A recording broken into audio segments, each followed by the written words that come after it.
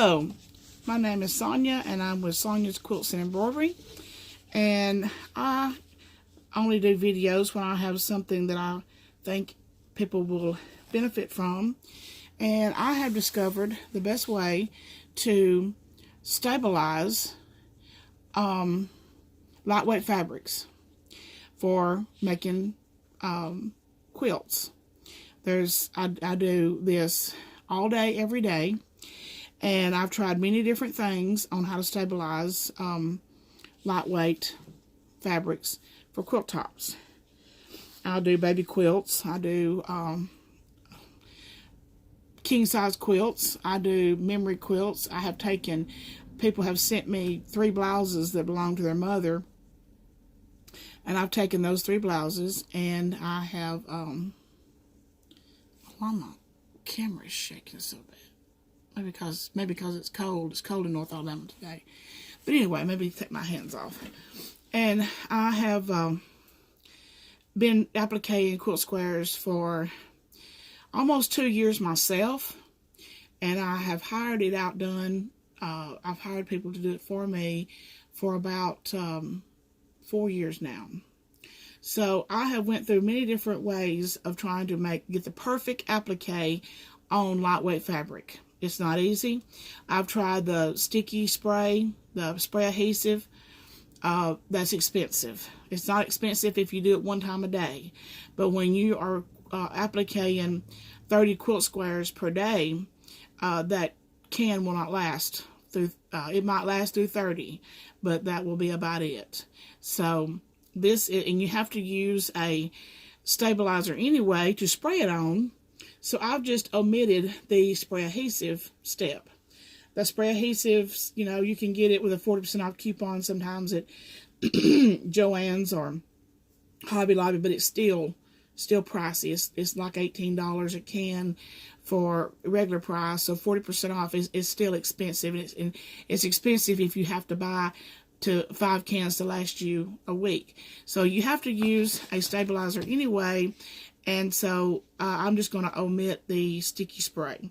Sticky back stabilizer is not beneficial for this kind of projects, because when you tear the sticky back off, sometimes you will distort your design, and it's just a mess on lightweight fabrics.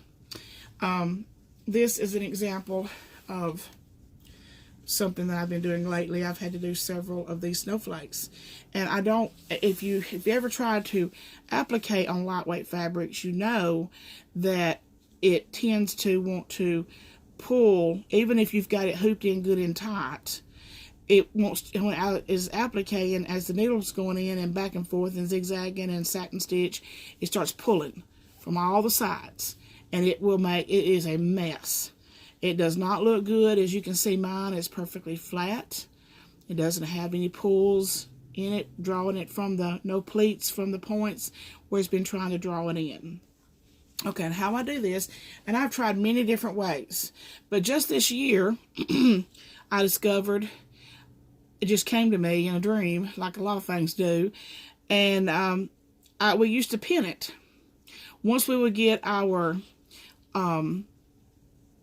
outline stitch down, we would pin the fabric as close to the outline stitch as we could, and so we would have a group of pins around the center of the fabric.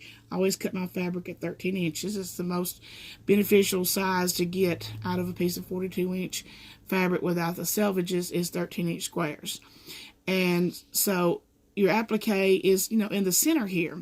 So what we would do our tack down, our layout stitch, and then we would take pins and we'd pin it just as close as we could, and it's still that would not make them look nice and flat, and it was a chore constantly trying to keep this looking nice. And I'm very, very particular about my product when it goes out, and I want it to always look nice. So I don't know how I ever made it without doing this, but I have said this many times on a lot of my other things. There are projects that I do during the day that I know that at night I will take them into the house, and while I'm watching TV with my husband or my grandsons, then I can take this inside and do the handwork that will have to be done once this is done. So this is how I do this. Iron my fabric nice and flat, and I've got it on the very edge of my stabilizer, and that's just so I can keep it straight. I don't know that it would matter if it's not straight. It's just that when you put it into your embroidery hoop, it's nice to have a nice straight edge to know that you've got it in the hoop nice and straight. So I take my machine. I've got a commercial sewing machine, and I raise my stitch length as high as it will go. This will replace 1,000 straight pins. And I take my, and you know, you can measure your design when when you are doing a applique design, you know how big it's going to be, so you can measure out from the center out and figure out, you know, how big of an area that you need to keep clear. But I know about what this one is. It's a snowflake. I know about how big it is, and it doesn't matter if it's too big. I just would not want to get it too small. I wouldn't want to have to pick out this basting stitch, and you do want to make the stitch as large as possible to make it easier to take this out once we're done. Then we will just sew all the way around. I tried just sewing each side, but that defeats the whole purpose. You need it going all the way around. Just constantly be smoothing your fabric out as you go around, because you don't want to have a pleat. All right, I don't want my machine to cut its own thread because my machine back tacks, and I do not want it to back tack on this. Okay, so there we have it. This is the equivalent to having 1,000 pins stabilizing this lightweight fabric on this tearaway. This is on tearaway. This is the results that we get. Nice and flat, perfect, professional looking, and it will sew together beautifully, and it will look very nice once the quilt top is put together. This is the results of using a lot of these are actually lady's clothing. She passed away, and she loved snowflakes, so I thought snowflakes would be the best applique for her memory quilt. It was just a lot of different pajamas and things like that, lounging pants and stuff like that, so I felt like this would be the best design. This is actually a ragged design. It's not a complete applique, it's just a ragged design. But this, when you do a satin stitch on applique, you know it's really, really hard to keep it from the edges rolling up. And if you've ever done lightweight fabric, trying to stabilize it and applique on lightweight fabric, you know what I'm talking about. But this frame is and it looks terrible, but it's not as bad as it looks because it's all stuck down pretty good. I'm going to clean this up this weekend because I'm not going to use this. This is the results of spray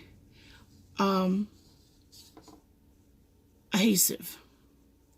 And this is many appliques, the fabrics, the length of the fabric and everything. That's why that looks so bad.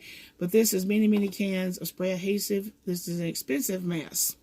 So anyway, we are going to clean. I'm going to clean those up with Gooby Gone, or find out what, figure out what's the best way without harming my frames to get those clean. Also, for these large, these, I think these are like 8x12 brother hoops. These are big hoops, but I cut my stabilizer. It's 12-inch stabilizer, and I cut it 18 inches long, so it would fit nicely in my frames.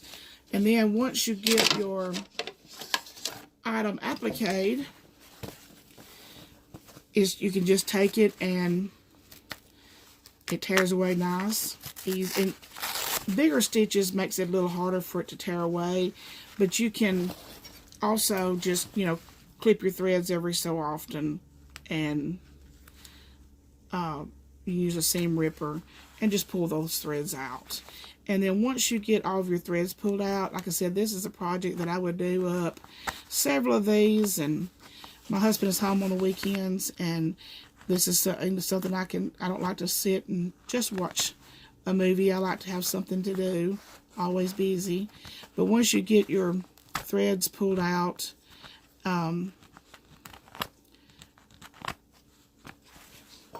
you have a beautiful, pulls away from the applique. Really, really, really, really easy. But once you get it all pulled away, and it's not hard to do. It's almost like tearing a paper towel. Once you do all of this, have your garbage can handy, because this is kind of like tearing up paper towels. But when you get done, you have a perfect applique. And the next morning, you'll be ready to set them all together. And this is for lightweight fabrics, broadcloths, batiste, any of the lightweight fabric that you would make, that you would use for quilt tops. I would not use this for canvas. Canvas pretty much stabilizes itself and doesn't roll up that easily. But any lightweight fabrics that you want to applique, this is how I recommend you do it. I appreciate you watching. If you like this video, give me a thumbs up. Hit the subscribe button. Hit that post bell notification so that when I post another helpful hint or another learning video, that you can you'll be notified and you can watch and see what is going on here in my quilt shop. Thank you so much for watching.